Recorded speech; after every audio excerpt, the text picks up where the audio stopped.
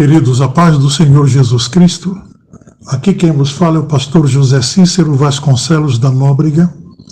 Com imensa alegria, satisfação, estamos juntamente com os irmãos nesta manhã para prosseguirmos na nossa leitura do livro de Juízes e queremos dar continuidade no capítulo 19. Ontem nós comentamos do versículo 1 até o versículo 21 e hoje queremos prosseguir do versículos 22 até ao versículo 30. Ontem podemos ver como realmente em Gibeá, apesar de ter tido a evidência da bondade de um benjamita velho para com o nosso viajante, em hospedá-lo na sua casa. No entanto, em todos os lugares existem pessoas boas, mas existem pessoas más. E nós mencionamos que ontem tanto o nosso hospedador, o nosso hospedeiro e hóspedes foram surpreendidos por maligno desejo dos homens de Gibeá com o intuito de abusar sexualmente do nosso viajante. E naquele intuito de abusar, eles então bateram com violência na porta daquele velho benjamita e pediu para que colocasse aquele forasteiro para fora para que eles o abusassem sexualmente. Aquele homem então pediu que não fizesse tamanho mal, mas que ele daria a sua filha virgem e também a concubina daquele forasteiro para que eles pudessem fazer conforme o desejo do coração deles. Queridos, seria uma desonra muito grande, não só para o forasteiro em ser abusado sexualmente, mas como uma desonra maior ainda para aquele homem que hospedou um forasteiro e não procurou cuidar para que tal mal não lhe sucedesse. E é interessante que quando nós olhamos essa expressão, abusar sexualmente ou conhecê-lo sexualmente, nós nos deparamos com essa mesma expressão no livro de Gênesis, no capítulo 19, quando aqueles anjos enviados por Deus para avisar a Ló que iriam destruir Sodoma e Gomorra e entraram na casa de Ló, e aqueles homens então queriam conhecê-lo e os anjos cegaram aqueles homens e eles cansaram de procurar a porta e não acharam. Os irmãos conhecem bem a história e sabem que aqueles anjos tiraram Ló e sua família e apressadamente, e então caiu enxofre e fogo desceu sobre Sodoma e Gomorra, destruindo aquelas cidades. E neste episódio nós temos a concubina daquele viajante sendo entregue àqueles homens malignos, aqueles homens, como é chamado pela própria expressão bíblica, aqueles homens de Belial. É interessante, queridos, que em 2 Coríntios capítulo 6, versículo 15, a Bíblia nos mostra essa diferenciação, dizendo: e que concórdia há entre Cristo e Belial, ou que parte tem o fiel com o infiel? Esse texto, ele aplica-se praticamente a Satanás e aqueles que fazem a vontade de Satanás. E então aqueles homens queriam o viajante para poder abusá-lo, e foi entregue a concubina daquele viajante, e eles abusaram dela a noite inteira. Queridos, que bárbara cometida contra aquela mulher. E eu creio que aquele homem, o viajante, tanto quanto o benjamita, não o velho benjamita, não conseguiram dormir pensando na crueldade que estaria sendo cometida. Mas a Bíblia nos mostra que pela manhã, bem cedinho, o nosso viajante, ele levantou-se para abrir a porta e sair, e encontrou a mulher caída, e então ele pediu para que ela se levantasse para poderem ir embora. E a mulher não respondeu. Então ele, percebendo que a mulher estava morta, pegou, colocou sobre o jumento e então aguardou o dia clarear. E quando o dia clareou, aquele homem então dirige-se para a sua moradia, para a sua casa. Aquele viajante tinha o propósito de, quando saísse da casa do seu sogro com sua concubina, passariam em Siló. Ele iria para adorar o Senhor em Siló. Mas, no entanto, diante daquela calamidade, diante daquela tão grande adversidade, aquele homem mudou de decisão, mudou de plano, então foi embora para a sua casa. E é interessante que Mateus Henry, na sua Bíblia comentada, ele escreve dizendo: Deus retribuiu a concubina ao permitir que aqueles homens, por perversos, abusassem dignamente dela. O castigo foi resposta do pecado. Luxúria foi o pecado dela, e luxúria foi seu castigo. Pela lei de Moisés, ela deveria ser condenada à morte por adultério, mas escapou deste castigo. Mesmo não havendo rei em Israel, havia um Deus que julgava na terra. Nós não devemos achar que é suficiente fazermos as pazes com os homens que prejudicamos com nossos pecados, mas precisamos preocupar-nos pelo arrependimento e pela fé, a fazer as pazes com Deus, o qual não vê como o homem vê, nem banaliza o pecado como os homens frequentemente fazem.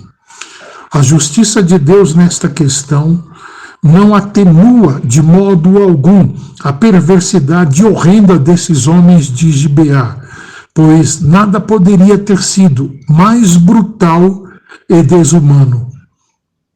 Ao romper da manhã, levantou-se o viajante e encontrou a mulher caída na porta, morta dos maus tratos recebidos pelos ímpios do lugar, toda marcada pela violência. Aquele homem ficou ali até que clareasse o dia. A reação indiferente do levita ao assassinato da sua concubina é seguido por uma atitude terrível. Colocou o corpo da morta em cima do jumento e se foi para sua casa. É interessante que a expressão nunca tal se fez, nunca tal se viu, desde que o povo de Israel saiu do Egito, era uma reação quase que unânime quando viam o que havia acontecido e como havia sido distribuído partes do corpo daquela mulher por todo o Israel. Tomou o corpo de sua concubina e cortou em 12 pedaços. Tomou aqueles pedaços e, de acordo com os ossos, conforme a leitura de alguns, ou seja, pelas juntas, e enviou uma parte para cada uma das tribos.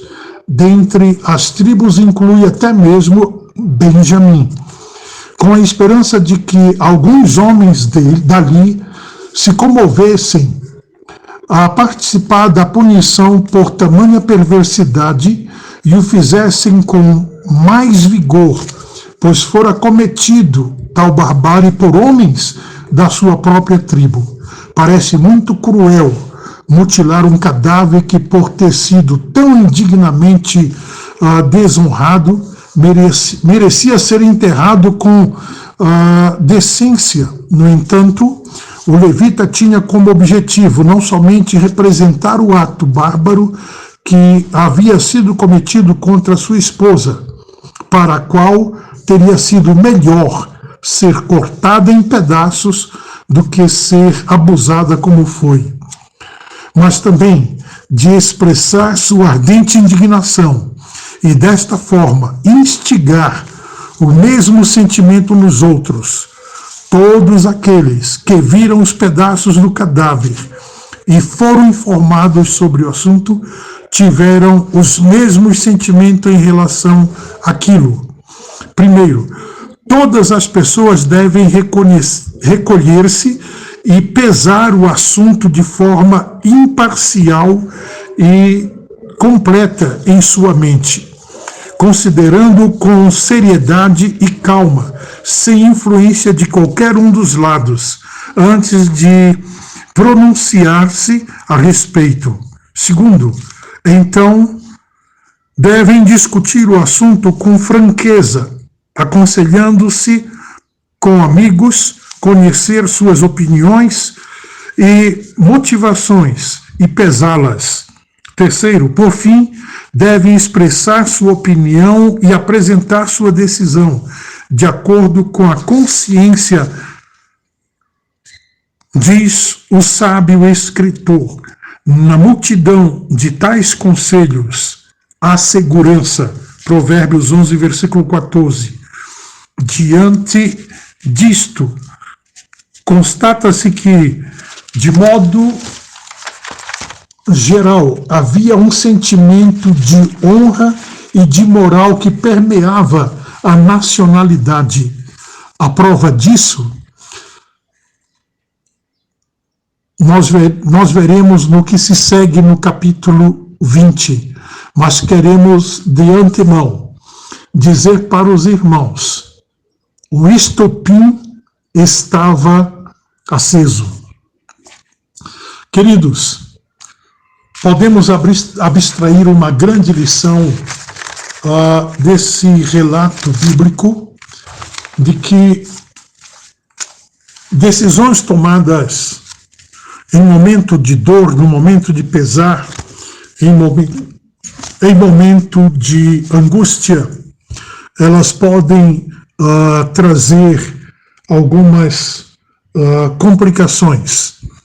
Assim como aquele homem tinha o propósito de passar em Siló, e ele preferiu cancelar a sua viagem a Siló, onde ele pretendia adorar a Deus, e cumprir com o objetivo de justiça intentado no seu coração.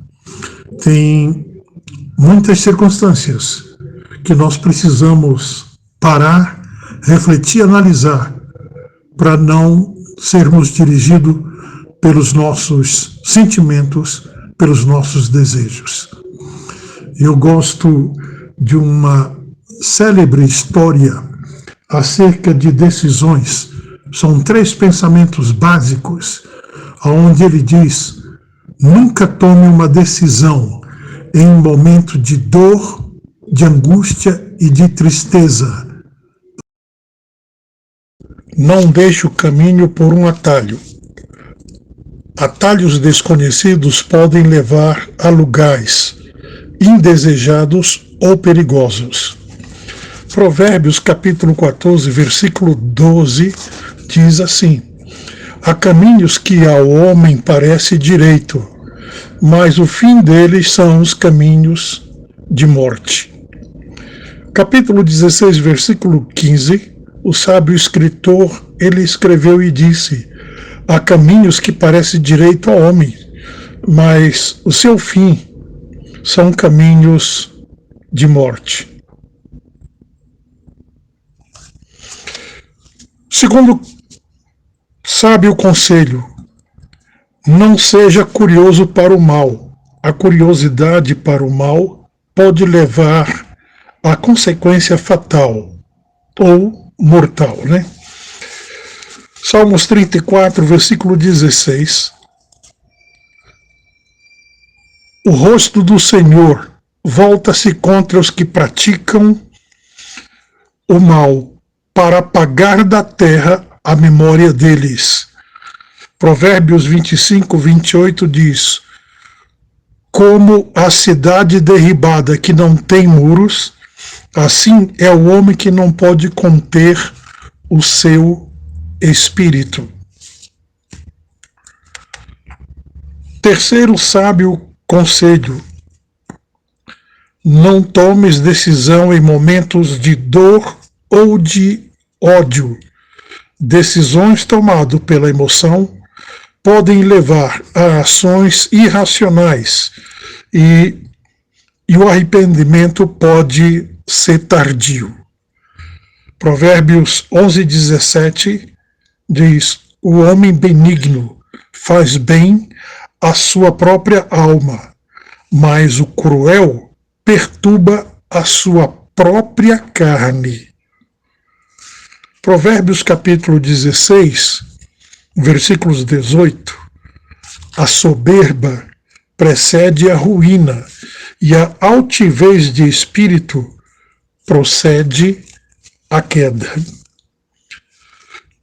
Queridos, no capítulo 19 nós podemos ver uma grande lição, e lição que para os nossos dias é indispensável. Existem muitas circunstâncias na vida que nós podemos achar que uma posição boa, correta, e, no entanto, pelo nosso achismo, nem sempre a escolha correta a ser feita. Por outro lado, não tomarmos atitudes ou julgamentos precipitados sem colocar na balança de um justo juiz, para que não venhamos a ser injustos.